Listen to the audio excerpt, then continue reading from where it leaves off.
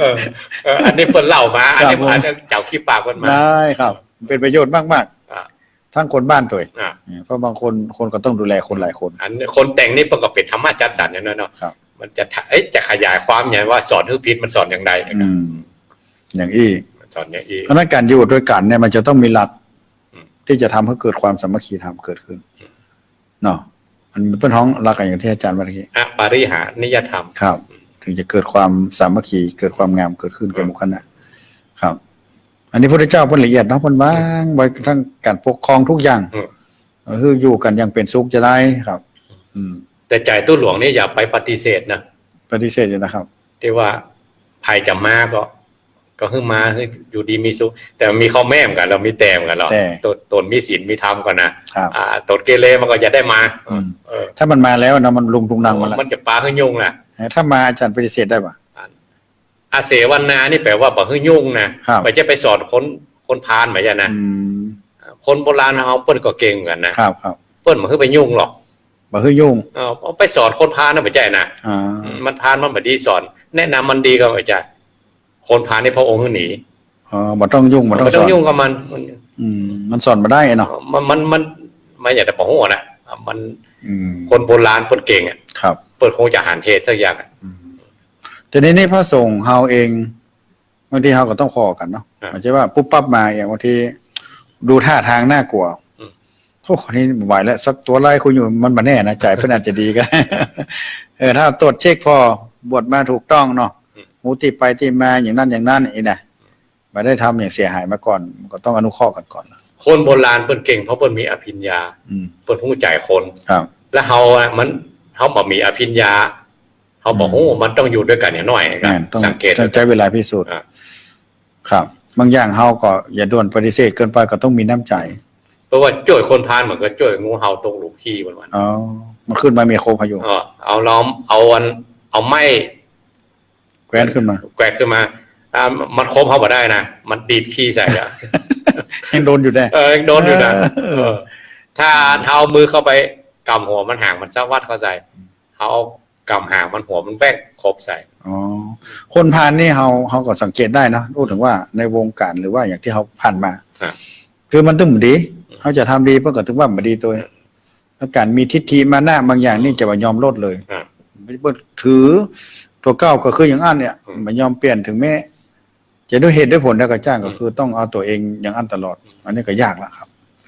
อันนี้คนโบราณมาว่าถึงกับเศษทองคำเท่าภูเขาคือมันก็ยังหมอจักกูลประมาณนั้นถ้าคนพาลนี่นะครับ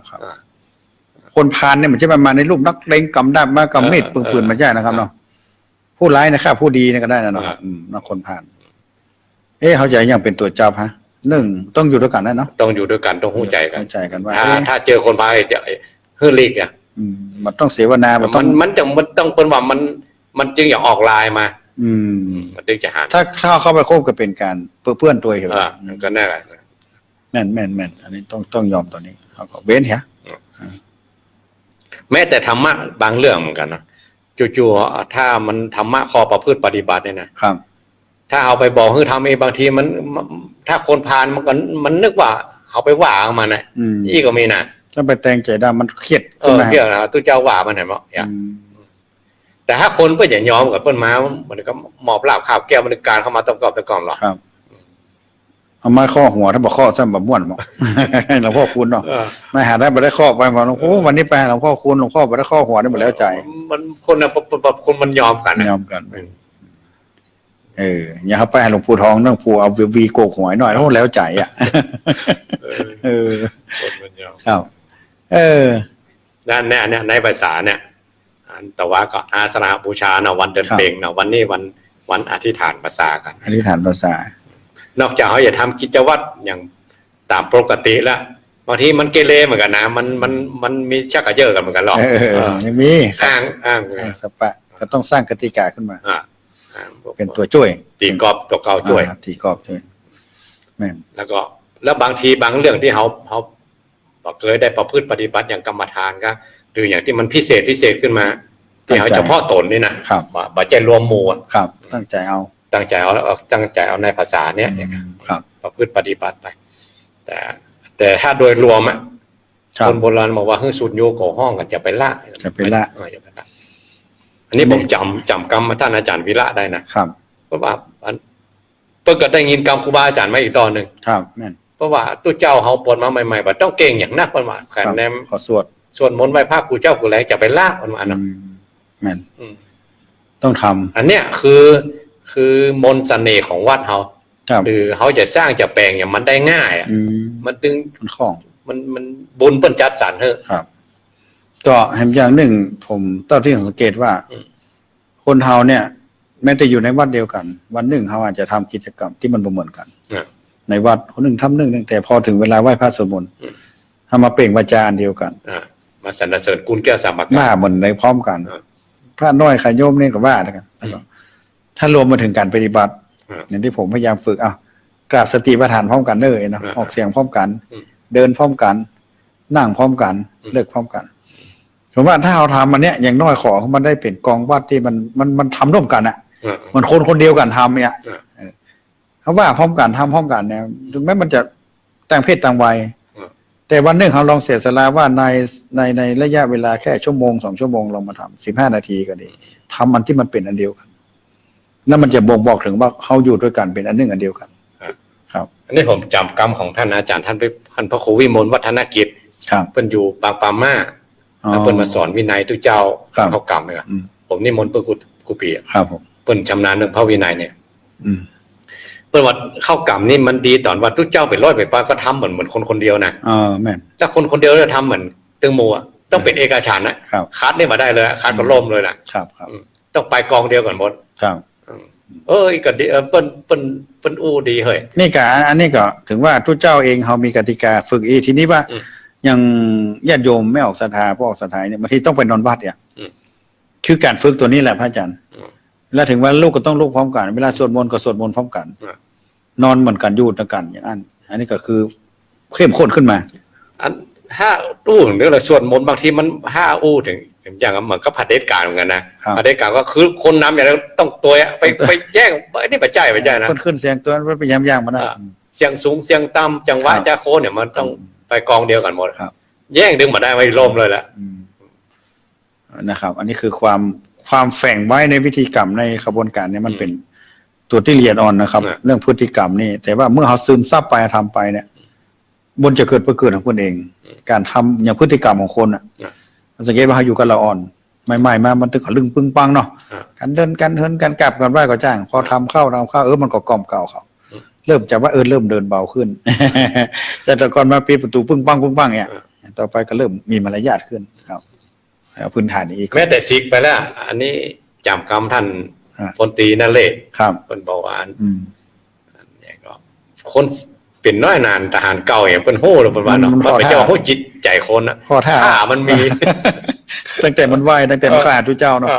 ถ้ามันอู้ทุเจ้าโดยยกมือไหวแสดงว่ามาแล้วมันเครื่องอัตโนมัติมันมีแม่นถ้านี่มันลูกบวกเนี่ยถ้าสะพายย่ามยังมีอยู่ติ้วกระเป๋ายังมันท่าสะพายย่ามอยู่มัน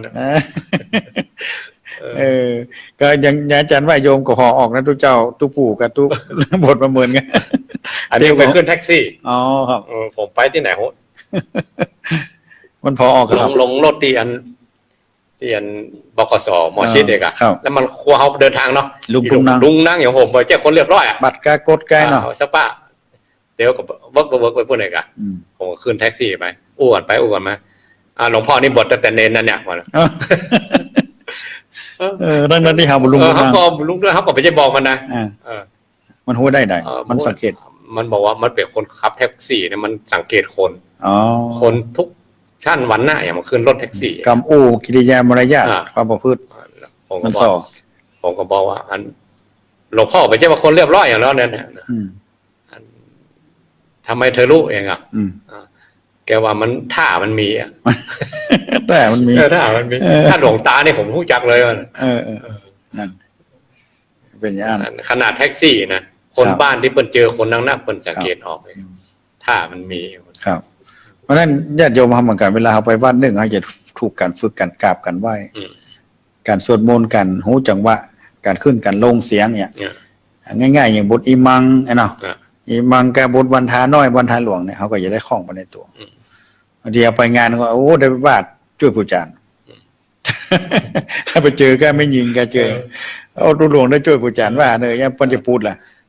อันผมวาดผมอาคารตุกะมันมีนักเนาะ ครับ ทุกเจ้าไทยมาหลายอันเดียวผมมาอยู่นี่วาดไปตัวอาจารย์สวดไม่ได้พ่อเนาะ โอ้โหอีท เอากันมาขายหน้าไว้แล้วก็ ครับแนะนำไปเจอเนาะมันจะล่มหน่อย อ่า บางทีเปิ้นเป็นภาคเกินมา อ่า สวดไปได้เต็มที่ อ่า แล้วก็มันก็อีทอ่ะอีทคนนำสวดครับ แล้วก็พออยู่ด้วยกันคล่องๆสวดมนต์สวดป้อนอย่างทำศาสนาพิธีได้อ่ะนิมนต์ไปเป็นทุหลวงแล้ว เนี่ยมันธรรมชาติ เออ ก็ดีกว่ามันซึกอ่ะ ยังได้ใช้ประโยชน์อยู่ อืม ก็ถ้ามันบอกข้องเขา ก็ คือ มา ไป เกิดกันแล้วก็อยู่กันหม่วนๆกันแล้ว ใช่ เฟิกกันเข้าตีเข้าตางอ่ะ ก็ถ้าเพิ่นมาขอก็ต้องเอาฮื้อดีนะไปอะ อ่า ที่ยังเปิ้งบ่ได้ก็บ่ฮื้อไปเตื้อ อ่า จะไปปลาเพิ่นเสีย มันก็ค่ากำลังเขาแหละ แน่นอน เออ อันนี้ได้ต้องทำใจ ก็มาเลือกเอาทุกเจ้าเอาที่เป็น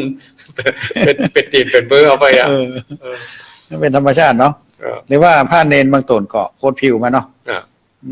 เฮามันจะได้เปิ้งเนี่ยถึงเวลาซื้อไปเหมาะเรียนจบต้องไปเรียนต่ออันดีอะจะห้ามแต่เน้อก็บ่ได้ อันนี้เป็นธรรมชาติที่มันก็สอนธรรมะต้องทำใจอ่ะ อ่าเลยจำกรรมตุลุงวัดหนองไห้ เรื่องแม่ไก่ฟักลูกเป็ด เออ อันนี้อู้มันละเตื้อนะ รู้หลายเตือนเนาะ ครับ มันก็อยังอู้อีกอ่ะ มันก็เป็นจริงๆอ่ะ เออถ้าอาจารย์ว่าเปิ้นเลี้ยงคนรุ่นแล้วรุ่นเล่า ครับ มันซิกเอาไปก็มีเพราะ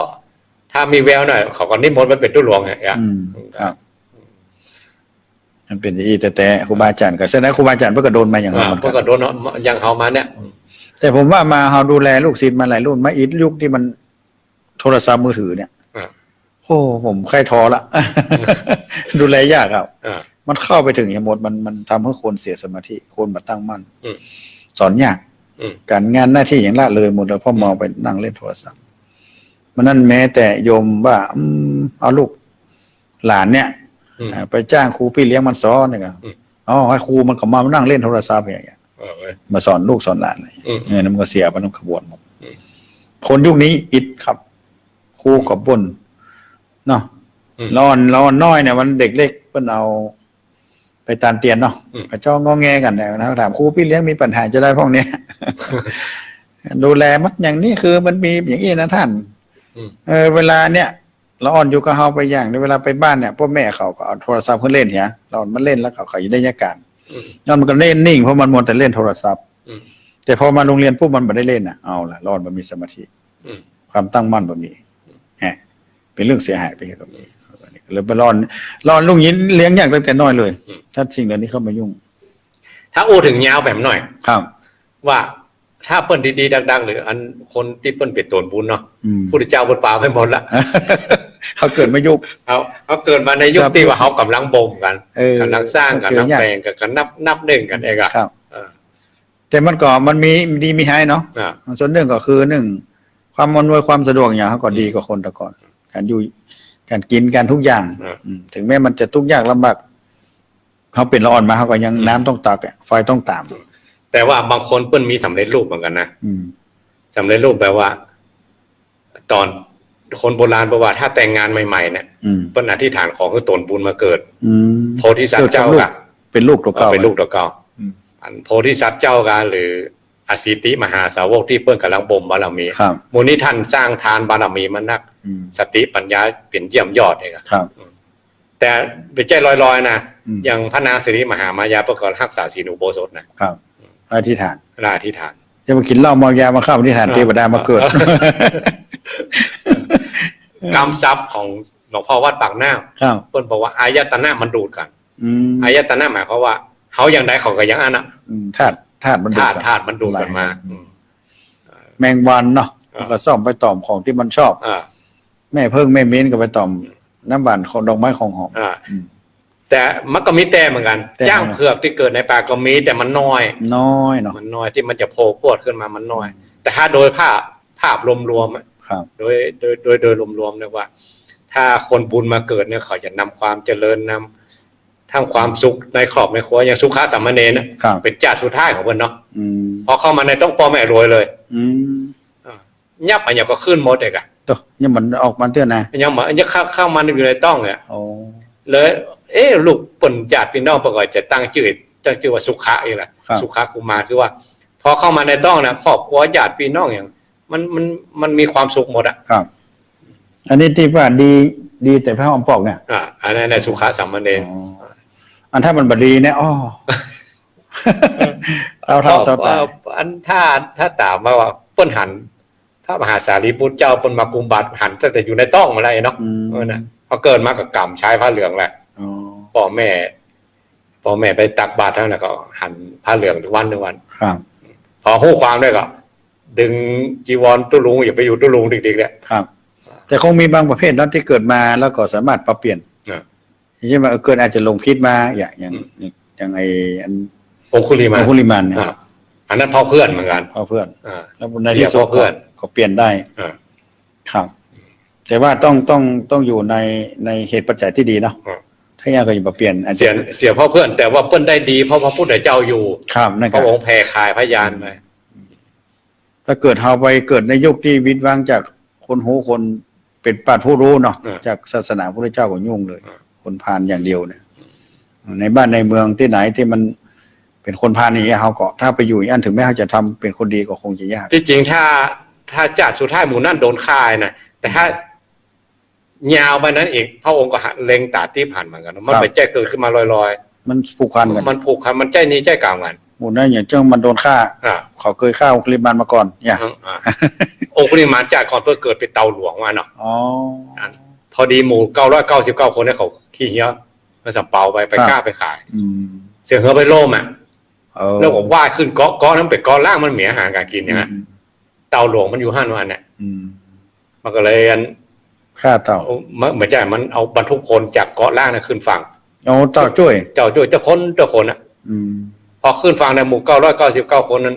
ป้ากับฆ่าเต่านั้นกินจี้เนี่ยมันนั่นเต่านี่ด้วยแรงแห่งกรรมแรงพยาบาทของมันหรอกมีบาดเต่าแจ้งไว้เนาะแจ้งไว้อย่างอีกเพราะนั้นทุกอย่างบ่เกิดขึ้นลอยๆหมายอาจารย์ว่ามันบ่เกิดขึ้นลอยๆมันมีเหตุปัจจัยทั้งสิ้นเพียงแต่เขาจะสืบสาวหูบอกหูท่านนั่นเองแล้วบางทีเขาบ่มีหูทิพตาที่เขาบอกหูจานหน้าจานหลังเนาะบางทีมันยาวกว่าเรื่องมันยาวกว่านั่นอ่ะมันมีลูกฟุกเนาะอย่างมีขอยกตัวอย่างหน่อยเนาะว่าคนเฒ่าเป็นนอนวัดตั้งแต่หนุ่มแต่น้อยนะรักษาศีลอุโบสถรักษาอยู่ทำกับธรรมะธรรมโมมาตลอดเลยอะตีผ้าเชตวันเลยอะแล้วก็วันหนึ่งขโมยมาเข้าบ้านเนี่ย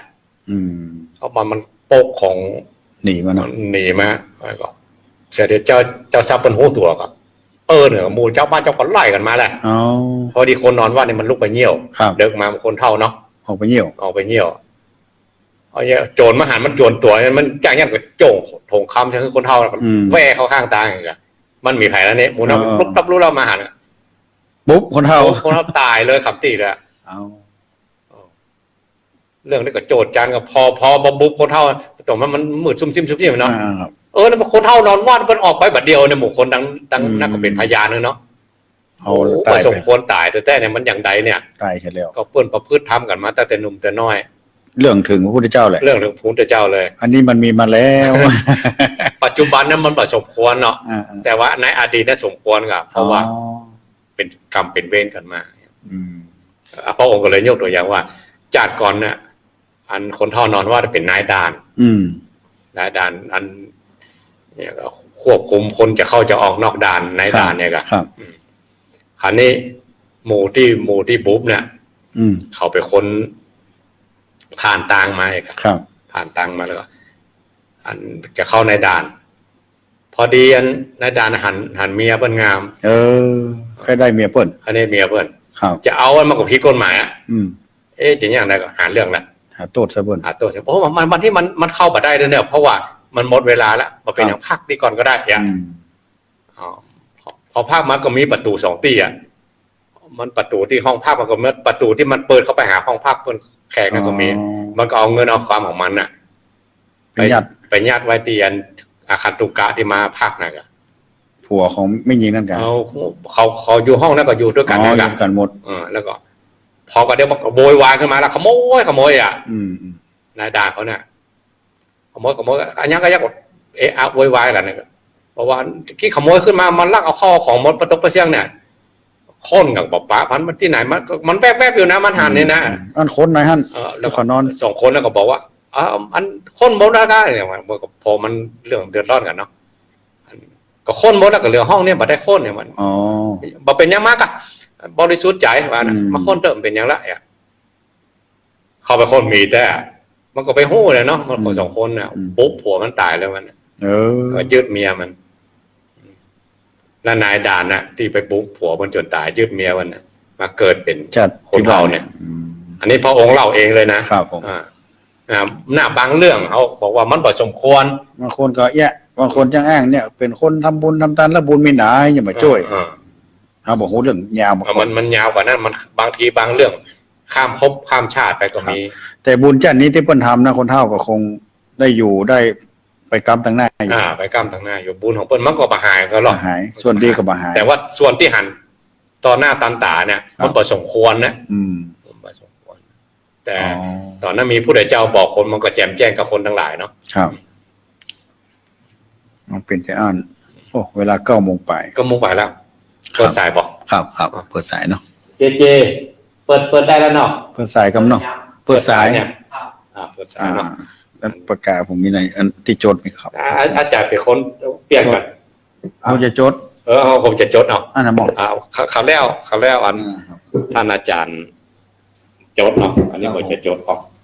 ต่อไปจะได้เปิดสายเนาะสายแรกไผ่จ้า052010084อันอย่างหมอไม้มันประตูเป็นต้องไปเปลี่ยนเปลี่ยนตีสุมาสถานนั่นนะเปลี่ยนกันเนาะรับกันไปละก้าเดี๋ยวมันจะหน่วงเวลาหน่อย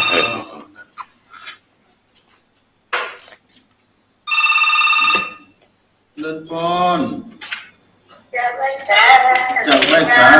จากที่ไหนใจแม่อ๋อแม่ใจพะเยาแม่อย่างก็แม่แก้วจะไปฟังกับอ๋ออันนี้ครั้งแรกกะกับได้ก็แจ๋วฮันนี่หน้าบุญขันพระอันนี้เป็นครั้งแรกกะแม่ที่ติดฮะนี่โทรครั้งแรกที่ติดกะว่าติดหลายเตือนเจ้าทั้งมาตลอดครั้งนี้ครั้งแรกติดเจ้าโอ้สาธุครั้งเข้าใจดีเลยแก้วอำเภอแม่ใจเนาะเจ้าอำเภอแม่ใจฟังแล้วเป็นจะได้วันนี้จะเข้าใจดีเลยมาอู้ประจังเข้าใจดีก็เอาย้ายประจังทั้งที่ว่าแค่นี้ก็ตีว่าหมูนะจ๊ะดูเนาะอู้ประจังไม่จะเข้าใจเจ้าสาธุเข้าใจก็เป็นดีแม่เนาะสาธุรักษาทางพระพุทธเจ้าสาธุเจริญพรแม่ฟังสถานีวิทยุใดก่อนน้องคานแบบนี้เจ้าน้องพะเยาเจ้าของพะเยาน้องคานแบบนี้ได้หลายคืนเลยเจ้าน้องคานสาธุนะแม่เนาะเจริญพรเนาะสาธุบุญรักษาแม่สาธุแม่แก้วโทรจากอำเภอจูนอำเภอแม่ใจลูก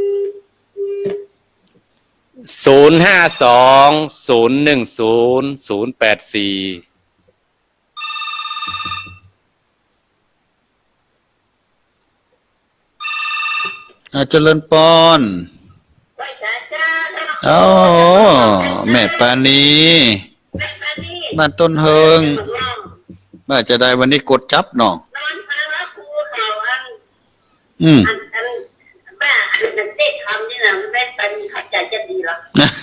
เข้าใจจะดีนอนฟังเอานั่งฟังนอนฟังนั่นแกนั่นแกสาธุคนน้อยเนาะคนน้อยเจริญพรสาธุนะแม่เนอจะเปิดชื่อพันพระครูกัลยาณสมหวังไงหรอไอ้ก็เป็นคนว่าไอ้ก็กัลยาณสมหวังเจริญพร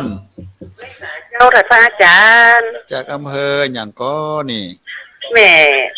รัตดาพะเยาเจ้าแม่รัตดาห้วยเข้ากำเนาะเจ้าห้วยเข้ากำ วันนั้นอยู่จังไห้อยู่บ่สบาย อ๋อนี่ปิ๊ก มา แล้วบ่ ละเจ้า ไม่ได้ปิ๊กบ้านแล้ว มาพระเจ้าแม่กับพ่อเพชรบุ้งกับเจ้า อ๋อแต่เจ้ามาวันนี่น่ะ เจ้าแมลงนี่เนาะให้กำลังใจนะเจ้า ตู้แม่นละดาเนอร์ไว้ เจ้า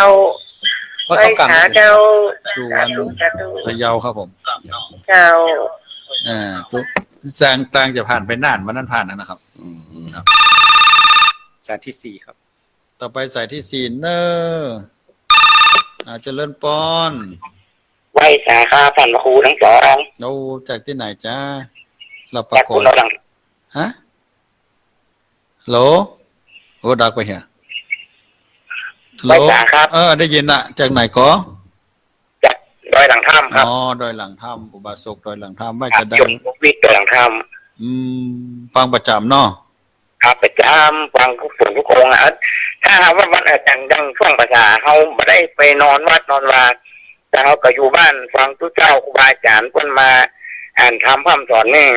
เขาก็ฮับศีลฮับพรอยู่ที่บ้านมันก็จะได้บุญกว่าครับ ได้เหมือนเดียวกัน แต่ว่ามันจะเหมือนไปนอนวัดมันก็อันนี้ส่งส์มันก็เพิ่มพูนนะเนาะ ครับ บ้านเราได้ไหว้พระนบธรรมมาได้ทำพร้อมกันนี่กะ อ๋อ ที่บ้าน ครั เรา บ ปล่อย ครับ ตัว ค ส รับ บายสบายเนาะไปพูนเราต้องมีกติกาเพิ่มขึ้นเนี่ยครับ ครับ ได้บุญเพิ่มขึ้นเห็นเนาะ กำลังใจของท่านพระครูทั้งสองนะครับโตเนอเจริญปอนโยมเนอยินดีนัก ผมไหวสาครับ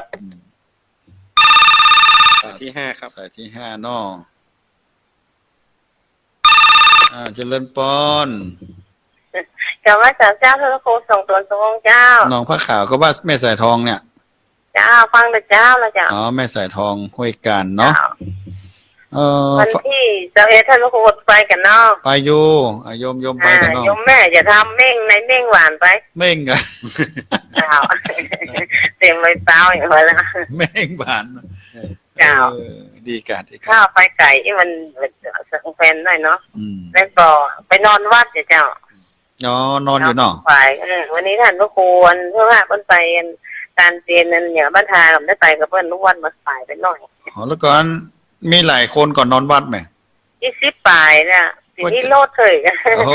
มาเหมือนลูกอีกสัก16 17จะได้กันฮะ พ่อใจ เลี้ยงเช้าเนี่ย พ่อใจไม่ยิงอันไหนน่ากว่ากัน ประจำว่าต้องโป่งเจ้ามันหนุกเนี่ย อ๋อไปต้อง มั โป่ น ง ให้การมันมีให้นอนจ้ะ ต้องโป่งมี แล้ว เนาะ ก็ต้องเป็น3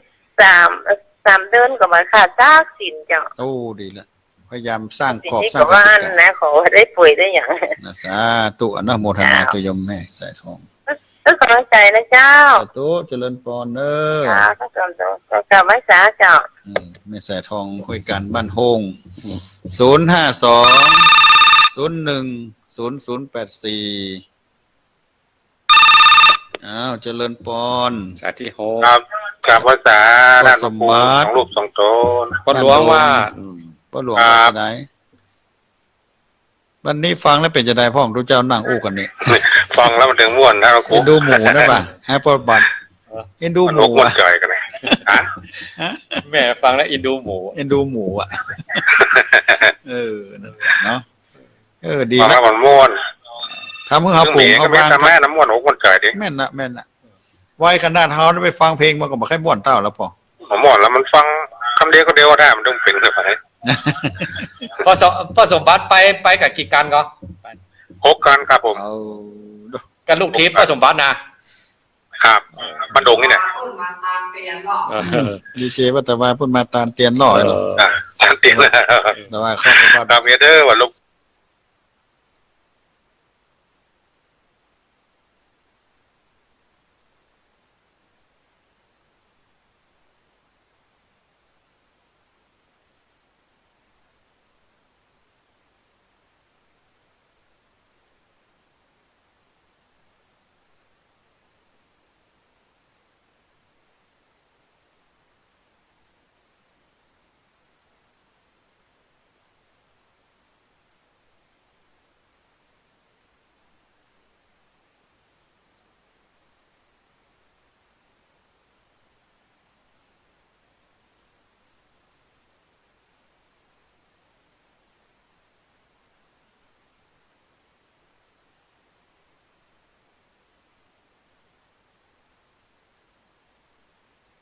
ได้กับว่าใกล้ๆฮันก่อน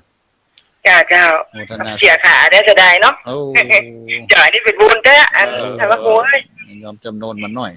อยากจะให้กำลังใจนะเจ้าให้แต่ โต เจ้า แม่เพ สาย น ที่แปด สายที่8สายต่อไปสายที่8เนาะเจริญปอน เจริญปอน เจ้ากรรมจารย์เจ้าท่านพระครูท่านพระอาจารย์ โอ้ตรงซ่านมาแล้ว เจ้า ฟังชัดเจนบ่ตรงซ่าน อย่างดังฟังชัดดีเนอะ ต้องมีข้าวห้ามแล้ว ต้องมีข้าวห้ามข้าวห้ามเข้าภาษานี่มีสักหน่อยจ้า ว่าแต่ก็มาแล้วจ้าน่ะ ต้องห้ามเข้าภาษาห้ามเรื่องบุญเข้าภาษาเนี่ย นั่นกันนะ ขอกรรมจารย์ครูบาสังฆะบรรอยู่ท่าดาฟังบรรับจะเลิศท่านพระอาจารย์รอฟังเสียงธรรมมีความหูหมากกว้างนะเจ้าเนาะคนใดได้ฟังคนนั่นกระตึงยามไม่ใจเจบานจุนยาวบัดตันวางสายโทรหาเจ้าพาจากเจ้าตนดังกูคำกูเจ้าฟังเป็นประจำก่อนว่าโทรตำจะโทรหาตึงวันเนอเจ้า โอ้สาธุเนอ เคยเข้าไปเครือได้นะ ข้า แม่ เป็นเคยย้อม เจ้าให้กำลังใจท่านพระครูเนอ โตบุญรักษาแม่เนอ เจ้าพระไว้สาเจ้า อันนี้จากวังปานแม่ขอ แม่ใส่พิมพ์ซ่าน ตรงซานวังปานพระราชจิกต้องทำกันเอาเจริญปอน ไว้สาเจ้ามันหงหลวงนะเจ้าฟังเข้าใจดี แม่4,000วันที่ ท่านพระท่านพระครูถึง2 ตน 2 องค์โอ้เจ็ดอย่างม่วนแต่ม่วนว่า คู่กันเนี่ยแม่มันจะเตะโลสนทนาธรรม สนทนาธรรม สนทน ตอนนั้นนาทอมน่ะเจ้าว่าก็ไปแจ้งโอ้ยให้กำลังใจเนอะไม่อุ้ยอยู่บ้านนงนะฟัง3 โมงเจ้าก็ฟังถึง4 โมง 5 โมง นั่นไง โทรมายาปากหนึ่งกันหรอก แน่ เจ้าเป็นยากำลังใจข้าเจ้าก็ไปแจ้งให้สบาย460ได้ไปอยู่โรงพยาบาลสนดอกเป็นมะเร็งต่อมน้ำเหลือง หมอแล้วประเด็นนี้ดี เข้า ขึ้น มา หรือ 3 ปีแล้วเจ้าดีแล้ว คะแนนใจสู้เนาะ เจ้าไปขวดลำพูนเพิ่นฮือ6 เดือนเตื้อยังใหม่มาไปแล้วเจ้า ดีแล้วเพราะว่าเฮามีใจแข็งมีน้ำธรรมคำสอน เจ้าใจแข็งเขาทำแม่ไม่พูดทุกวันนี้เพิ่นเอาหอมมือตับพับจ้างอยู่ อยู่มันง่อมในร่างนะฮะ แย่ตัวได้ไหม เจ้าอยู่คนเดียวแล้วก็ลูกหลานก็อยู่ข้างบ้านนี่เจ้า โอ้ดีละ ไปว่ากับรถถีบไปได้อยู่เจ้า โอ้ออกกำลังไปในตัวเนาะ เจ้าไปฟังธรรมเมื่อบ่าย2ติดมาแม่เจ้าก็ไปวัด ดีละสาธุนะแม่เนอ เจ้าเอาทำแม่เป็นใจ สาธุบุญรักษาแม่เนอ เจ้าไว้สาเจ้า สายที่10 ต่อไปสายที่10เจริญปอน ราชการท่านอาจารย์ทุกตนทุกองค์เจ้า โอ้เสียงนี่ใหม่ๆเฮ้ยเสียง ไม่ค่ะเจ้า เสียงใหม่ไปที่ไหนฮะ ในฝั่งเนี่ยเจ้า เมืองฝางกะ เจ้า อ๋อเมืองฝางก็ว่าเตอะวางบ้านเนี่ยก็ยม บ้านแม่เมา แม่มาวจำได้ละถ้าแม่มาวเนี่ย เจ้าย มอย่างก็สุมาเตอะ เจ้าย มอย่างก็ โยมปานีเจ้าย มปานีบ้านแม่มาว เจ้า ขี้เล็กนะกะแม่มาวขี้เล็กบ่เจ้าก่อนมันก่อน แม่เมาขี้เล็ก นั่นนะกันแม่มาวขี้เล็กแล้ววันที่21นี่จะไปปะกันที่ไหนนี่ ป้ากันที่พระบาทว่ากับเจ้า พระบาทอุดมเนาะ พระบาทอุดม เจ้าพุทธเจ้าก็ไปปฏิบัติธรรมที่ห้านเจ้า อ๋อ แม่ขอแนะนำหน่อยขอเปลี่ยนกรรมนมัสการนั้นมาเป็นไทยไปหน่อยเนาะ ไหว้สา ไม่ได้อ่ะไม่ตายเนาะ ไหว้ซาเอกะ เจ้า มันก็ทึกทุกนั่นแหละแต่มันเป็นไทยไปหน่อย เอามันคนเมียง มันคนเมียงเหรอ เจ้าเราเป็นคนเมืองนะเจ้า คนเมียงสตูนนะแม่เนอร์วันที่21ปากันรายงานตัวหน่อยเนอ เจ้าอัน ฮะ เสียนโยมแม่เขาฟังคือวันนี้นะมันเพราะว่าอันเสียงมันซาดที่นบสวานี่นะ ชัดเจน มันชัดเจนดี ตีสามก็ได้ตื่นฟังแล้วเนาะ คนฟังนักก็แม่เพิ่นอู้กันฟังว่าคนนั่นก็ฟังคนนี้ก็ฟังมีก็ เข้าคนอู้กันขนาดดำใหญ่นะไปดังๆมีการธรรมะละร้อนอ่ะ เวลาไปรับเงินเดือนคนเฒ่านี่ถึงอู้กันเนาะ เจ้า ถ้าเขาว่าเงินเดือนคนเท่าออกนี่เนาะ เออ เขาไปเอาหมอกมันใจมันเหนื่อยนะเปิดจังอู้กันละฟังก่อนที่หันที่นี่วันนั้นตัวโทรกันอย่างอันนี้อยากเขาถามอ่ะ นั่นกัน แล้วอันคนยองมีก็ต้องพูดอันตีสามนี่ตู้ลุงยองออกแล้วเหรอ เจ้าย องมี เป็ ไป นถ้าตีสามนี่เป็นน้องตื่นอย่า นั่นกันวันนั้นได้แม่ได้ เจ้า ก็ได้วันที่21นั่นได้อย่างหันนะตู้เจ้าตนไหนเป็นตนใดนะแม่เนาะ เจ้าร ายงานตัวรอคันนี้แม่ก็ต้องบอกนะนี่ข้าเจ้านี่เนอะมันไม่เมาที่จังโทรนะแม่เนาะสาธุเนอะเจริญพร เจ้าไว้สาเจ้า แม่เมาขี้เล็กแม่ปานีเหมือนกันนะต่อไปใส่ที่นะครับผม ขาที่11 ที่11เนาะอ้าวเจริญพรเจริญพรใส่ที่11ไผ่จ้าอย่างดักแสบเจริญพร เจ้าว่าสาเจ้า ได้ยินแล้ว เสียงเบา เสียเจ้า ฮะ ตกเสีย สบเตียแม่คำปันแม่ก็ ไม่บุญฟ้า แม่บุญปานเสียงมันก้อยไปหน่อยแม่สบเตียไปหลายการเนาะ สี่การเจ้า เอา4การกันเนาะ แม่บุญป่านฟังกันตึงวันว่ะ ฟังทั้งวันเลยเจ้า ตั้งแต่ตีสามมานา เจ้า ฟังตู้ลุงยองตีสามเลยนะ เจ้า โอ้ แน่ฟังได้ วันนั้นไปปากันที่ คนหัวนี่นะเจ้า แม่นก่อนวันนั้นไปปากันที่ดงต้งปูนแม่นะเนาะ เจ้า อันที่ป่าที่ประตูที่ ผม กำแพ เป็น ง ทหารเจ้า อาจารย์จำได้เนาะ จำได้ เจ้า ใจพัฒนาด้วยแม่เนอร์ เจ้า ในวันที่21ปาการ เจ้าไว้สาเจ้า โอ้แม่บุญปัน สายที่10เฮาสัก15สายเนาะ ครับผม 10สายที่12ครับ แต่ที่12นั้นเนอะเจริญปอน เจ้ากับว่าสาเจ้าทันพระครูทั้งสองตนเจ้า จากที่ไหนแม่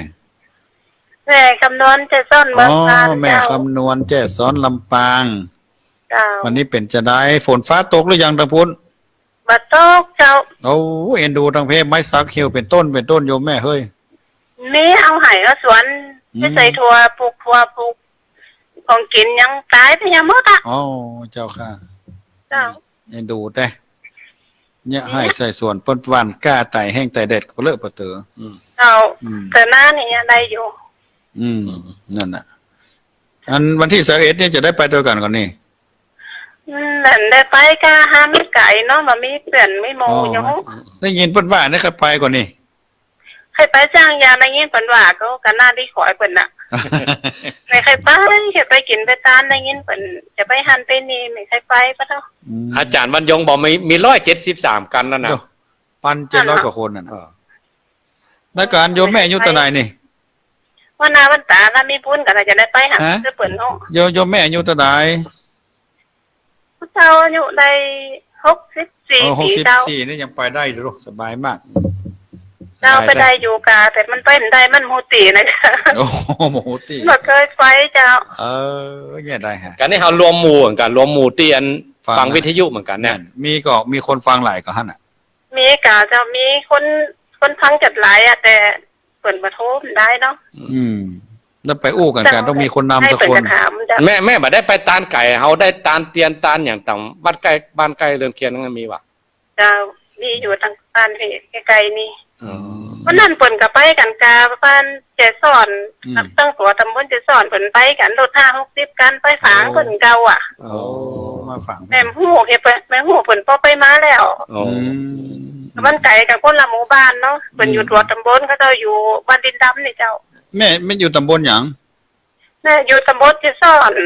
ตำบลเจสอน บ้านดินดำไม่เนาะ บ้านดินดำอยู่สถาบันได้เจ้าค้ำหาว่าได้เจ้าค้ำนี่เป็นตะกอนกับครูบาศรีวิจัยเป็นมาบูรณะนะเจ้าโดยต่อคำน่ะเจ้าพร้อมเดียวกันกับบ้านแม่สายพินน่ะบ้านได้ที่จ้องน่ะเป็นมาตอนนั้นน่ะเจ้าอันนี้60นี่ยังมาตันครูบาเจ้าเพิ่นได้เนาะ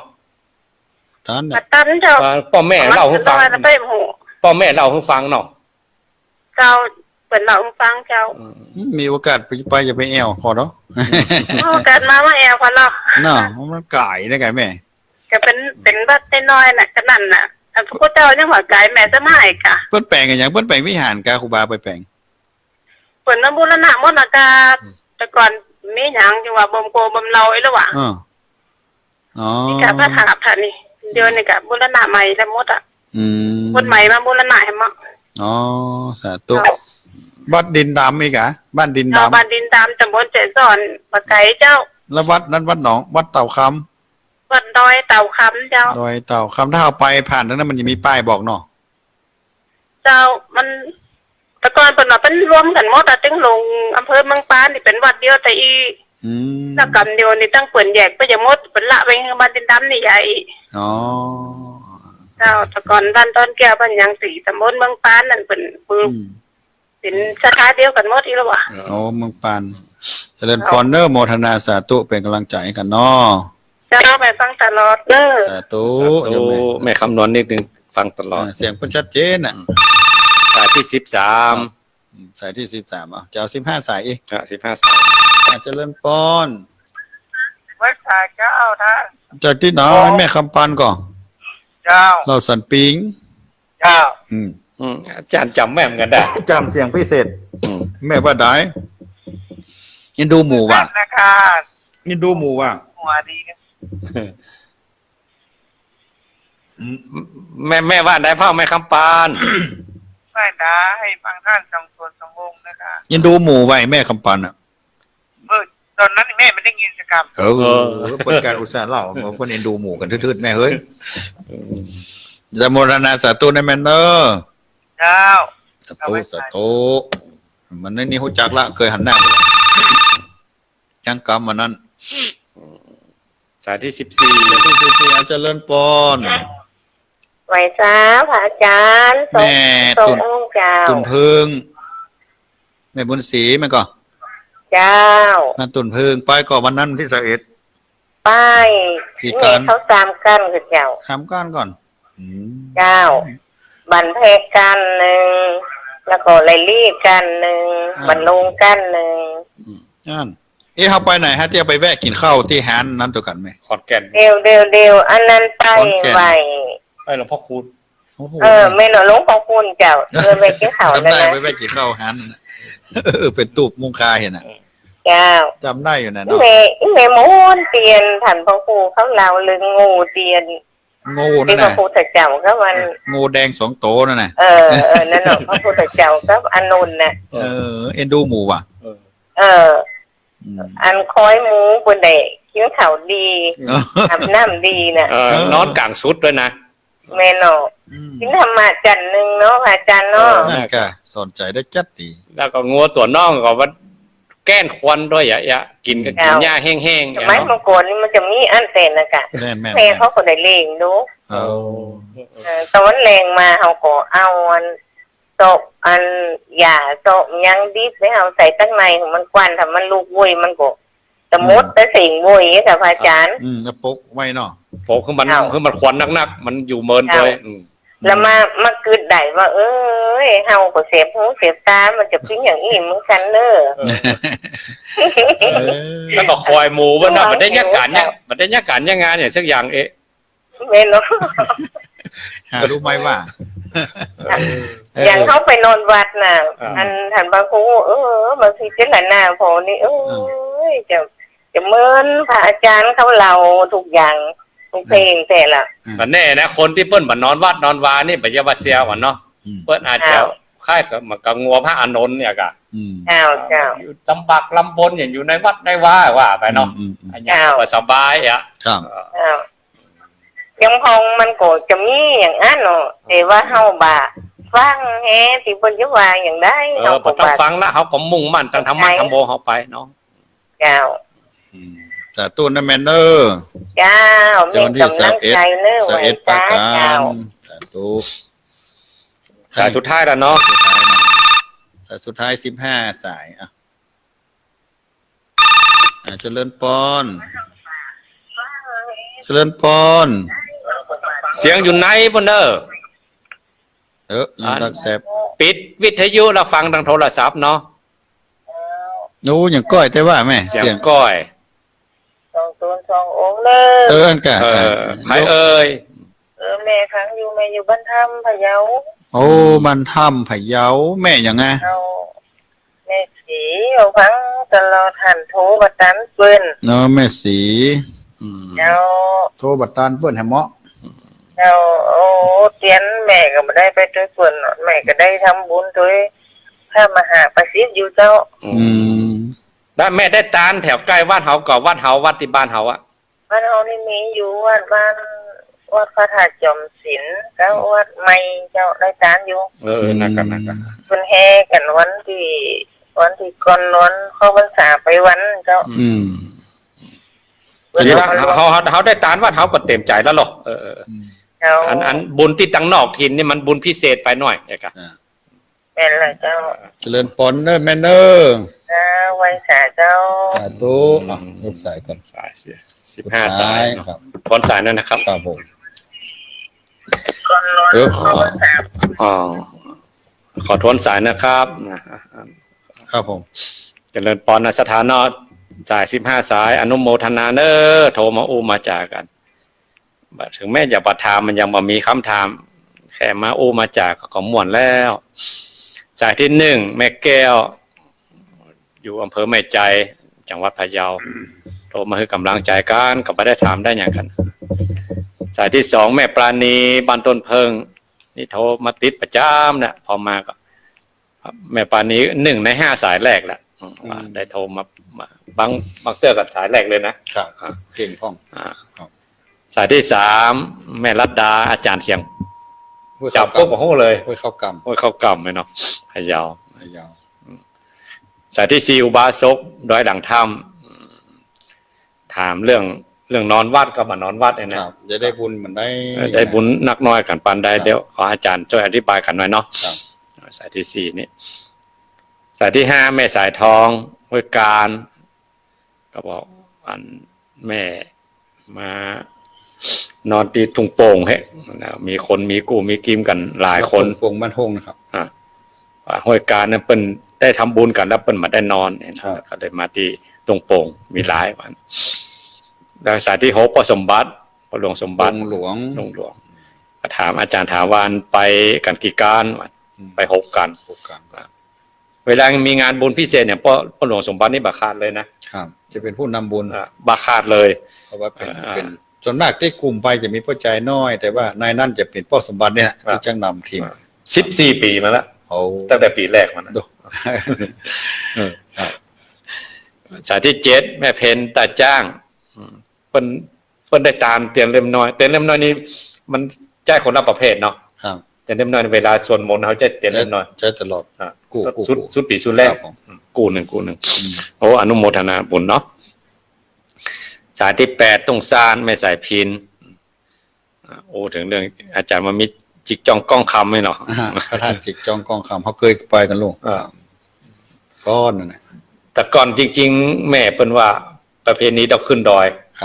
แต่มันสูงต้องไปภาคกันพุ่นแต่ว่าเดี๋ยวเปิ้นมีประเพณีเปิ้นย้ายมาดอยลุ่มไปละครับ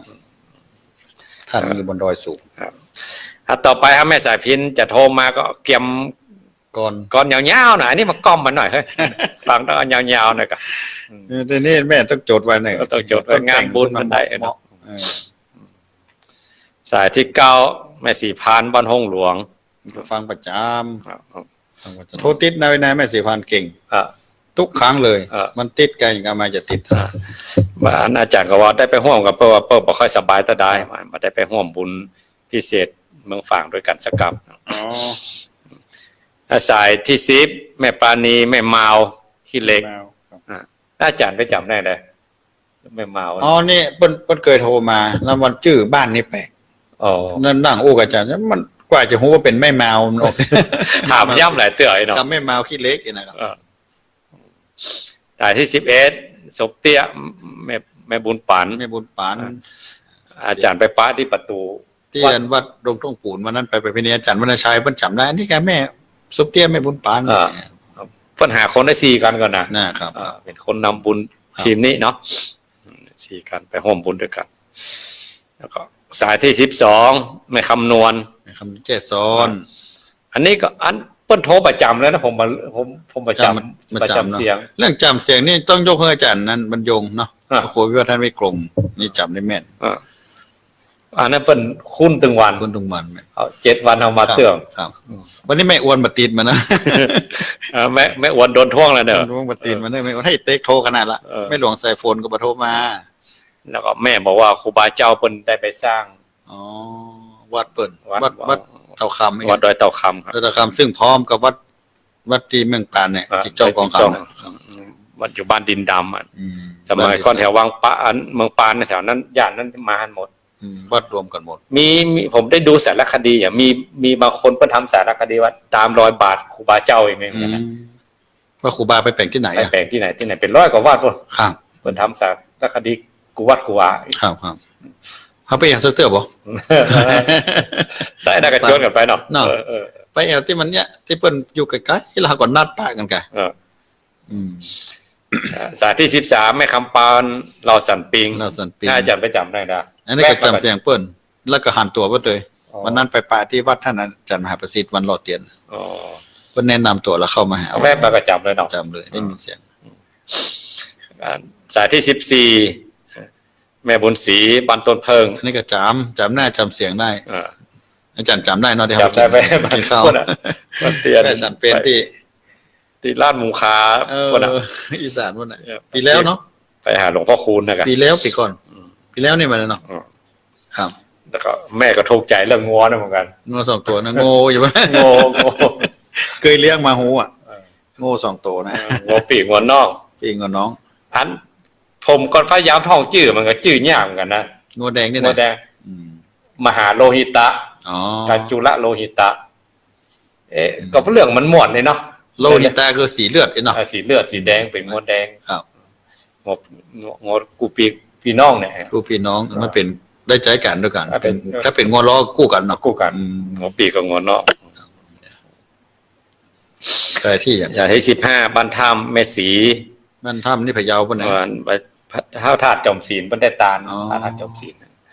แล้วถามว่าแม่ได้ไปก็อันบ่ได้ไปตานเตียนเดียวกันแต่ว่า แม่ได้ตาลที่ ครับ บ้านใกล้กันเคียงกันอันนี้ เป็นบุญอย่างเดียวกัน มีหนึ่งคำถาม ที่ว่า อุบาสกจากรอดังถ้ำมา ว่าถ้าเราได้ฟังวิทยุก็ฟังธรรมอนอย่างก็ได้ฟังนะหรอ ได้ฟัง ทำความเข้าใจอยู่บ้านอยู่จองก็ได้แล้วหรอ ครับก็แตกต่างกับไปนอนวัด กับแตกต่างไปนอนวัดอย่างนี้ขยายให้หน่อยครับ ขยายจะได้ก็เอาอันอย่างก็จ้างที่มันนั้นทำได้ยาก มันก็เป็นการฝึกตัวเก่า อย่างเขาสวดบารมี10 ตัด30 ตัดน่ะขันติบารมีเนาะวิริยะบารมีสองตัวนี้ก่อนขันติคือความอดทนเนี่ยบางทีเขานอนที่บ้านเนี่ย โดยรวมเนาะเขาก็ได้นอนที่สบายห้องก็เปิดพัดลมเปิดแอร์กันที่นอนที่นั่งเขาก็สบายเขาเคยอยู่แต่พอเขาไปอยู่วัดมันอยู่ในส่วนที่จำกัดบางทีก็ต้องนอนรวมกันถ้าถือศีล8กับที่นอนก็ไม่ได้นอนที่สูงเนาะอาจจะมีนอนไปพ่องนาพ่องแต่เขาต้องใจขันติในวัน บางคนมาขนเนี่ยเนาะ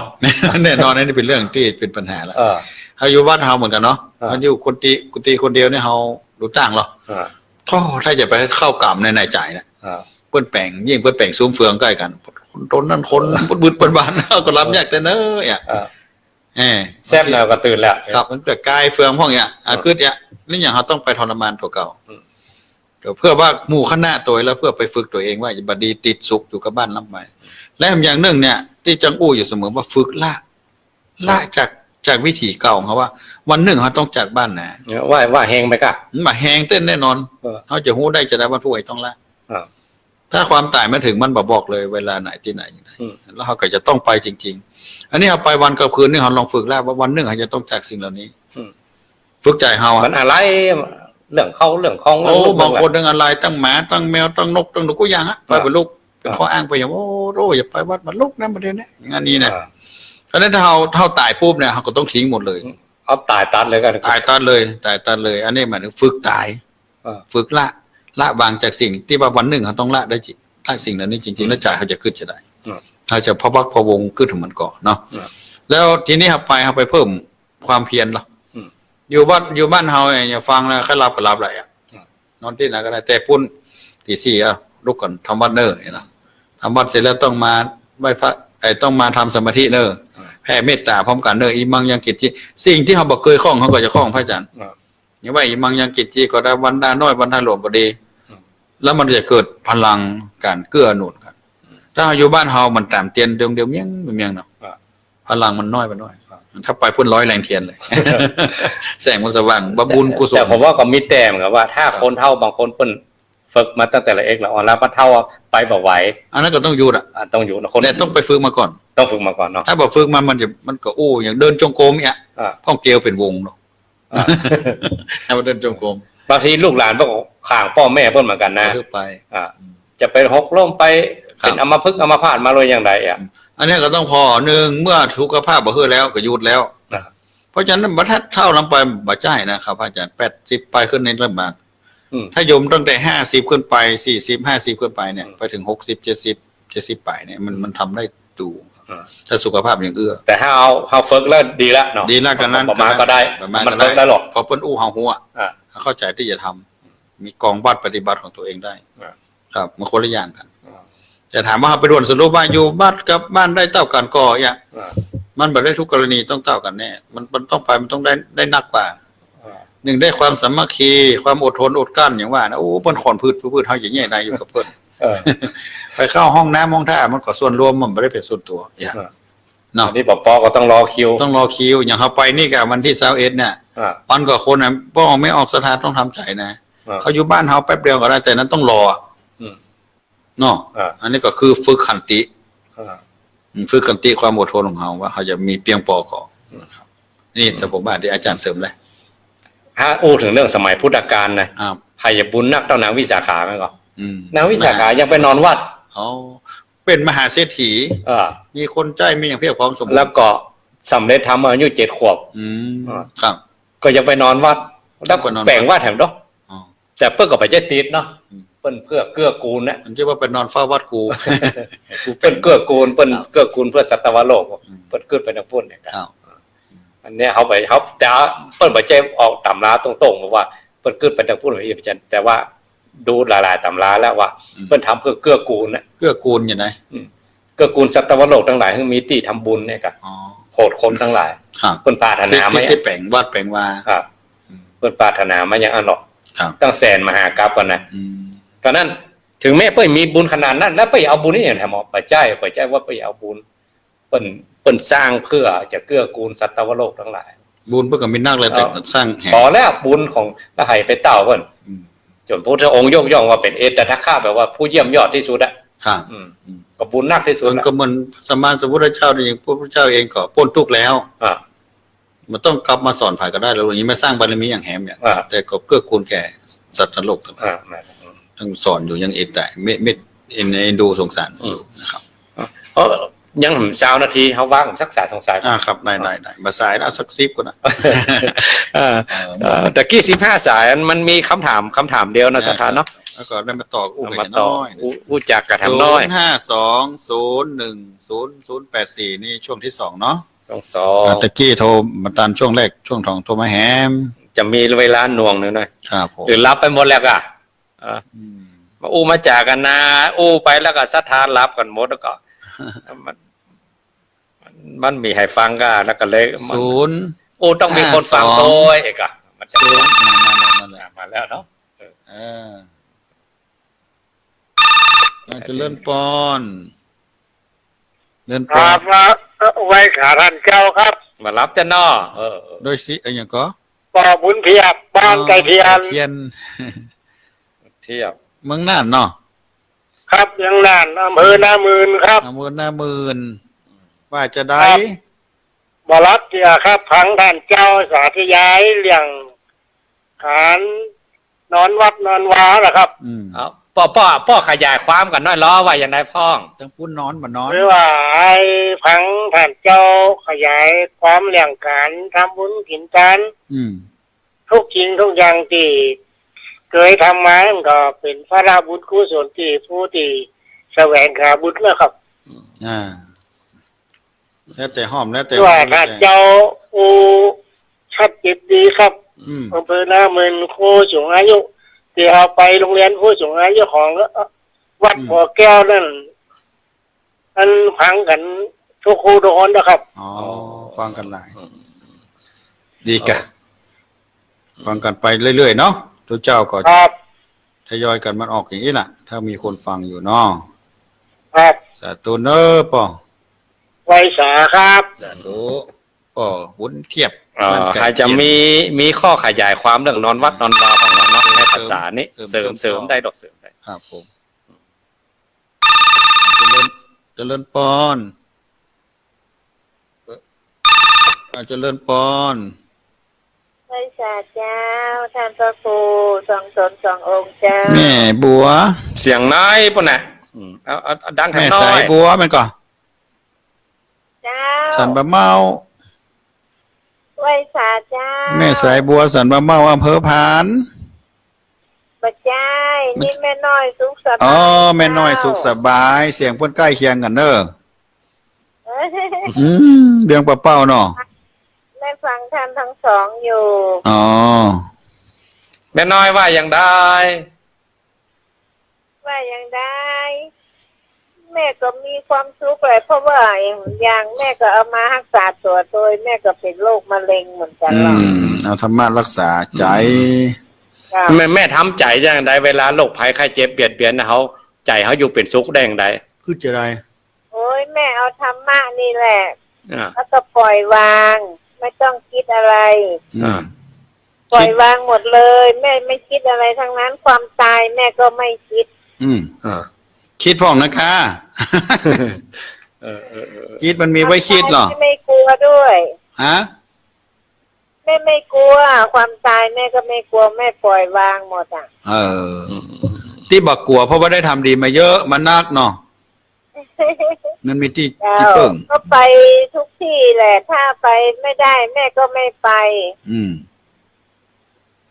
อย่างกับไอ้เนี่ยไปเมืองฝางนี่แม่ก็ไม่ได้ไป อืม แม่มีเรื่องอย่างที่จะเสริมเรื่องนอนวัดนอนวาหรือได้บุญในภาษานี่จะสร้างจะ แม่ แปล เพื่อนก็นอนกันนะเจ้า แล้วจะมีบุญอย่างเสริมในภาษาของแม่เล่าฟังของเรา โอ้ยก็ขอให้เราตั้งสตินับถือศีลห้าเพื่อมันเป็นปกติอะเนาะ อืม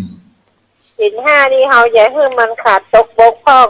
อืม ต้องทำใจในเข้าวสารเนี่ย อืม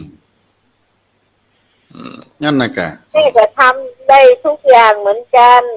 เท่าที่ครูบาอาจารย์เพิ่นเล่ามาบอกมาอธิบายให้ฟังแม่ก็เข้าใจอยู่ อืม นั่นพยายามทำต่อไปให้ได้สม่ำเสมอนะแม่น้อ จ้า สาธุให้กำลังใจเนอะสาธุ แต่ท่านพระครูสองตนสององค์เนอะ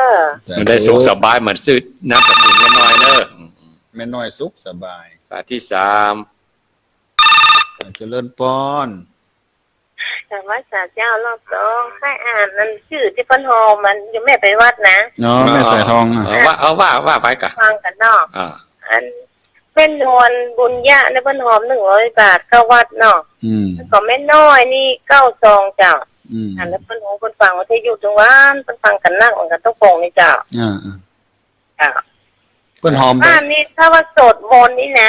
ทำวัดนี่มันสุมาแต่มันยังหาวเอาไปวัดยังว่าบ่หาวฮะโลมาตาเป่งลึงเนี่ยกดกรรมฐานนั้นปงสังขารก็บุรพาอย่างนี้ได้ดูหนังสือนะ อืม ต้องนำเพื่อว่า มันปิ้นกันหรอกบางคนฟังแล้วใครรับอีกนะ มันสุมาแต่หาวอ่ะ เออ โสดมาจังอย่างนี้นะไปวัดยังว่าหาวฮะ สู้มันไปสู้มันไป ว่ากันพร้อมเพลงกันมันเนี่ยแต่มันม่วนใจ เป็น ครั สา บ มัคคีธรรม แต่ลงมาอยู่ในเจ้า แน่ พอมาทำคนเดียวเลยหายว่าแป๊บหาแป๊บ เจ้า มันเป็นมาร กำลัง ห ใจ นึ่ง รอบสองนะเจ้า โอ้ ขอให้ แม่ เจ้าอ่านให้ สาธุ คนหูนะคนฝากคนพ่อก็ไปคำใจฮะเนาะ ใช่สาธุ จ้า แม่สายทองห้วยการบ้านโฮงประกาศชื่อที่เปิ้นหอม ประกาศชื่อที่ว่าเพิ่นร่วมบุญกันมา ครับฝาก ตา แม่ มเตียน เ เขาว่า ปิ้นบ่ได้ไปเนาะเจริญปอน สาที่สี่ เขาจะข้าวท่านอาจารย์ทั้งสอง สาธุป้อหยังก็ ผ พ่อบุญธรรมบ้านปูงหนองเว้งป่าเป้าครับ พ่อบุญธรรมพวกหนองเวียงป่าเป้าพ่อบุญธรรมว่าจะได้ ว่าจะได้ครับฟั ว่าง จะ ท่านอาจารย์อยู่ครับ วันที่21จะไปด้วยกันก็ ไปครับ นั่นกะ ป้อเราขยายความเรื่องนอนวัดนอนวานเรื่องสร้างกุศลในภาษาได้สักหน่อยเราเสริมกันเนาะ ทางกุศลในภาษานี่ ก็ผมก็ไปอยู่ทุกศีลเนาะครับ ผมก็ไปสวดค่ำมาก็ไปสวดอยู่ครับ อืม ไปตึงวันหรือไปกุศิล ไปกุศิลครับแล้วตอนค่ำก็ไปสวดอยู่ครับ โอ้ อ๋อวัดอย่างป้อ วัดป่าแดงครับ วัดป่าแดงอ๋อ ป้อได้อธิษฐานเป็นสัจจะควบคุมควบไปโดยหรือวานมีแต่การกระทำของเขาอย่างเดียว ครับการกระทำครับ บัดได้ตั้งสัจจะไว้เนาะ ตั้งอยู่ครับ อืม ตั้งสัจจะเพื่อได้สุดภาษานะครับ เป็นสัจจะเนาะบารมีข้อ ถ้า หนึ่ง เขาได้ตั้งสัจจะไม่เป็นสัจจะบารมีเสริมเข้าไปโดยหรอก อืม ครับ เนี่ยดีละโมทนากับป้อทำไปเรื่อยๆเนาะป้อเนาะมาทำได้ ครับผม สาธุกำลังใจเนอะ ครับกาว่าจะครับ นี่แหละมันไหว้พระสวดมนต์เนี่ยเป็นเสบียงเป็นปลาเถยยาง เป็นเข้า เข้า ใต้ ห่อ ห่อโถง เป็น นำตังไปสู่ เป็น ไป ทิปเปอร์สายที่5ครับ เจริญพร สัจจะบารมีเสริมเข้าไปโดยหรอก เจริญพร ขอปิดวิทยุหน่อยเนอนแล้วฟังทางโทรศัพท์ ปิดวิทยุก่อนเนอ ปิดแล้วเจ้า แจกที่ไหน อยากเรียนปากการ อ๋อให้แม่จันเรือนสาย โคตรเป็นร้อยเจอแล้วนะแล้วครูกันแล้วมาติดเนี่ย แสดงว่ามือผ่อนมาแล้วแต่ก่อนนี่ติดใส่แรก เออ ๆนะดี โคตร เจ เจอแล้วสายแรกละเด้อ แม่จัน เจ้า อาจารย์สมหวังเพิ่นว่าอันแม่ฝีมือตกแล้วเนี่ยกดบักแค่ตันเพิ่นละนะเอง บางทีนี่ตกแต่โคตรตั้งแต่สายแรกเลยอ่ะยังอันนั้นก็มีรอบสองนี่เนี่ยลูกก็สอนมาครูละ เล่าเรื่องไปนอนวัดหรือไปทำบุญหรือในภาษานี่ก็แล้วกันบุญในภาษา ในภาษานี่แม่ตั้งใจ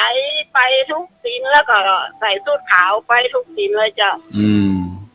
ตั้งเป็นสัจจะบารมีเลยนะแม่เนอะ เจ้า เอาเลยเอาแล้วอธิษฐานไปเลย ศีลห้านี่มือขาดตกบกพร่องเลย อืม แล้วก็วัน วันโกกรรมด่ะที่ท่านมากูอูอ่ะ กว่ากำหมูนะเนาะ กรรมกูยางอ่ะกรรมมันตัวสีหลวงมีเหมือนน่ะก็ให้มันนอนวัดแต่ๆกัน แน่กัน มาโดนฆ่าตาย ถ้าบอกมีพระพุทธเจ้าบอกก็มีปรับมีไผฮู้นะ แล้วค่ะพระพุทธเจ้าเป็นบ่าวจัดแล้วจัดรุ่นนี้พระก็ไผหัวเนาะ แน่เปิ้นฮู้จันหน้าจัดหลังเปิ้นฮู้เปิ้นเลยมาบอก นั่นน่ะเอาถึงได้แจ้งใจละ น่ากะ ทำกรรมยังไว้มันหนีถึงพ้นเนาะ ไม่อย่ามาซ้ายมาลูนนะ มันน่านอทำดีไว้ติ๊กนี่ก็ต่อไปให้ได้สบายเนาะ น่ะจัดทางจัดนี้แหละจัดแน่เลย เจ้าจะหน้าจะไหนได้สบายไปติ๊ก สา นี่กัน ตุเนอแม่วันที่21ปะกัน แน่นอนอย่าเอา แม่ไปที่กัน ไปจนไม่เดินเพลนกันเดียวเจ้า กันเดียวเอาทีมเนี่ยเป็นทีมเดียวกัน ทีมนี้ไปกันกี่ปีแล้วเนี่ยทีมเนี่ย 20 ปีแล้ว โอ้ ไปที่ไหนเนี่ยนะ เจ้าไปทุกปีเลยตั้งแต่ปี53มันนะ 53มันเลย แม่เคยเอาข้าวต้มกับหมากอันนี้ฝรั่งไปตุยนะ นะข้าวต้มของแล้วมันแห้งจะดีแม่ ข้าวต้มมาแล้วมันนั่นมันป้อมเหลือนะอันนี้มันเหลือนะ แม่เขาห่ออย่างนี้มันบะแจ้มันแห้งจะดีเขาท่าดีอ่ะ เอาตังค์ที่ไหนมาทำบุญเอาที่นี่ต่องนะกาย เดี๋ยวดิกไปเลยแล้วนี่สองแล้วในอดีตนะ แล้วบัดเดียวกล้าอย่างบัดเดียวเนี่ย เดี๋ยวที่ก็นั่งกินเพื่อเดินลูกเลยค่ะ บัดได้นี่ต่องแล้วกะ มันหนีดแล้วก็ขายสองแก่ไปแล้ว แล้วไปนั่งการอยู่ก่อน ไปนั่งการเนี่ยขายคอมมินโนละแอนอยู่ ก่อนพูดถึงข้าวต้มเนี่ยเราไปลืมท่านพระครูวิพาทวันนั้นกันไม่ก่อนแม่ เอาข้าวต้มยื่นให้กันโอ้เพื่อยื่นนะถ้ามาคุยผ่านไม่ไหนน่ะเป็นว่าลืมเพิ่นพุ่นน่ะเมาอู้กัน ท่าน ยื่น พระครูอภิวาสว่าท่านพระครูสุเมธดูกินข้าวต้มเดี๋ยวก็ลืมนั่น เออ หนังด้วยกันเอากันไปหลายนะ เวลาไว้ปั๊มน้ำมันพุ่นน่ะโอ้ ก็หมอกินข้าวต้มเลยกะ อืม เพราะว่าเพิ่งอิ่มแล้วเมตตาเกิดอ่ะ ยื่นไปแล้วมา ไปเบิ่งฝางจะไม่เอากันไปลืมเนอะ ตอนเก้าหิวๆนั่นม่มเข้าใจบอกพ่อหน้าพ่อตาใครหรอก เดี๋ยวยื่นทางหลัง พออิ่มแล้วก็ยื่นนะกะ แม่เรายังหันอยู่บนห้องน้ำมานะเป็นว่าบนนี้อยู่หันองค์เดียวส่วนเดียวชัดเจนดีเนอะเจ้า สาธุนะแม่เนอ เจ้าไวสาเจ้า แม่จานเรือนสาย อันที่ห้า ครับผม ได้เห็นสัก2-3 สาย ถ่ายที่หกเนาะ สายที่6ก็มาแค่เต้งโทรอินดูป่ะเนี่ยอาจจะเลื่อนป้อนติดแล้วติดแล้วเนอร์ ปิดวิทยุเนาะรับฟังทางโทรศัพท์ฮัลโหล ไวสาเจ้า ติดแล้วไผ่ที่ไหน แม่ของจีโฮมเจ้า แม่ฟ้องแจ้โฮม เจ้า แจ้โฮมนี่บ้านแจ้โฮมเลยกับแม่ เจ้าบ้านเจโฮมบ้านนอกเลยนะ บ้านอย่างบ้านนอก บ้านปงดอน อ๋อปงดอนแต่อยู่ เจ้า อำเภอแจ้โฮม เจ้า ปง แต่ ด จะ อน ขายอยู่ ฮะ ที่ตานเตียน อ๋อได้มาอยู่เนาะ เจ้า แล้วได้แม่เขาเหมารถมากี่กัน ไปขึ้นรถไปเปิดบุกอะแม่ลูกแม่อยู่ละพูนบ่ ฮะ แม่ลูกแม่อยู่ละพูน แล้วแม่มาขึ้นละปูนแพ่ เจ้า นั่น มันนอนบ้านลูกสาวเราปูนไหมกะ เจ้า อย่างอ่าน ตอนแกนวันนั้นแม่ก็ไปลูก อ่าน นั่นจ้ะใจถึง จะถึงให้ยังใจถึงจะยังเนาะ เจ้า เดี๋ยวปะกันวันนั้นแม่เรามารายงานตัวอันนี้แม่ฟ้องแจ้โฮมไหมเนอะ หยอเข้าท้อง นะ มุนเข้าไปกะ มุนเข้าไปกันแน่ขอแนะนำตัวหน่อยเตยนี้แม่ฟ้องเลยเนอะ ไปหาอาจารย์บรรยงเหรอจ้ะ นั่นคือตนอื่นพ้องกาไปหาแก้จันบรรยงอ่ะ เราก็ไปหาสุลุงอันนี้สุลุงด้อย ลุงดอยอ๋อ ห้ามมาบัดได้นะไม่ต้องมีสาวบาทด้วยนะ เขา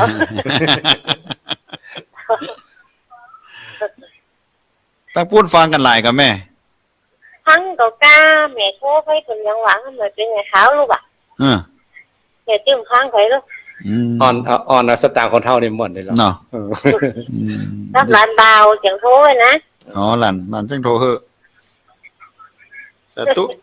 สตูนแมนเดอร์ เจ้าเจ้า แหมสักสายเดียว แต่ที่เจ็ดนอม สายที่7สายเดียวล่ะเนาะสุดท้ายเวลาจะเที่ยงละเวลาหมดแล้วเจริญปอน ไหวสาเจ้า จากนี้แม่อ้วนก่ะ เจ้า ก็ถ้าเปิดรอบ2นี่แม่อ้วนนี่จะโอ้ย ฝีมือตกเด้อ สิบืนตกละ ต้องยินอยู่อ่ะ เล่าควัน ต้องยินอยู่ว่าโอ้ถึงอ่ะได้ยินอยู่ โยกว่ะ อันนั้นว่าก็จะ อันที่ฝีมือโตคนนิยมมัน 8%มันเป็นเกินอ่ะ ไม่หลวงสายโฟนนะมือโตกันวันนี้มาตัน เจ้าฟังเด้อ วันที่21ปาการปอนสาธุ โทรมาที่เจ๊ก็ได้โทรมาหาใครก็ได้โทรมาท่านพระครูก็ได้ สตี ปฏิตีก็มาห้าม อย่างอ่าน อยากอ่านเนาะ เป็นยาสาธุอ่ะมีเล่นได้แม่เนอเวลาเสี่ยงแล้วแม่เอ๋ยเวลาทุกเจ้าก็หมดเดี๋ยวให้5 นาที ไหนเล่าขวัญแม่อ้วนเมินๆนี่นะ นี่ก่อนนอเจริญ แล้วเราตันก็ดาว สาธุ ขอ คนสาย หนึ่งเนาะ ครับผม สายที่1ปอบุญเทียบไก่เทือน ไก่เทียน จังหวัดน่านเพราะว่าคนเฒ่าคนแก่เป็นฟังกันเนอะที่เฮาปากับที่หอประชุมเขาแล้ว ครับ ติดต่อพระป่าจ่วยวิทยุท่านอาจารย์ดรอย่างก็ ดรอย่างหูลืมไปแล้ว จำหน้าจำนี่อย่างได้หมดนะแต่ว่าจำชื่อเพิ่นมาได้เนาะ วัดอย่าง สายที่2แม่น้อยสุขสบาย เป็นปะเป้า ครับ สายที่สามแม่สายทอง มาบอกว่ามีคนห่วมบุญมาเนอร์ การใส่ สายที่สี่พ่อบุญธรรมปงหนอง ครับเลี้ยงปลาเป้า พ่อได้ไปสวดมนต์ตลอดมา ครับ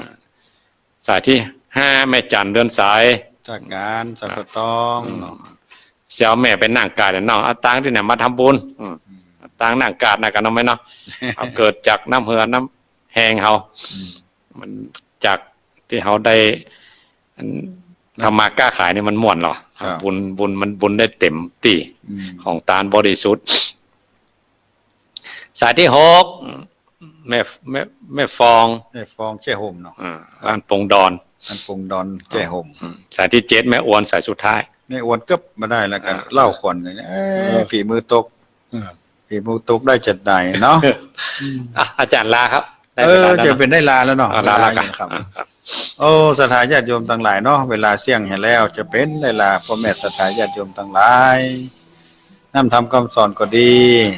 ธรรมะอันใดก็ดีที่ครูบาอาจารย์พระสงฆ์องค์เจ้าได้มาอู้มาจ้าแต่ละรายการธรรมะทั้งสองได้มาอู้แล้วอันมันม่วนมันงานมันฟังแล้วดีอกดีใจก็ขอกันนำไปเป็นเครื่องหล่อเลี้ยงใจเป็นแนวทางในการดำเนินชีวิตทุกมีไว้พอเนาะมาได้ทุกมีไว้เป็นปัญหามีไว้แก้บนไม่ได้มีไว้ท้อนะขอพระนันจนาญาติโยมทั้งหลายได้ดำรงตนเองโดยนำทำคำสอนของพระสัมมาสัมพุทธเจ้าเป็นแนวทางปฏิบัติคือได้อยู่เย็นเป็นสุขเนอได้มีอายุมั่นยืนยาวเหมือนกันทุกท่านทุกคนเทอญ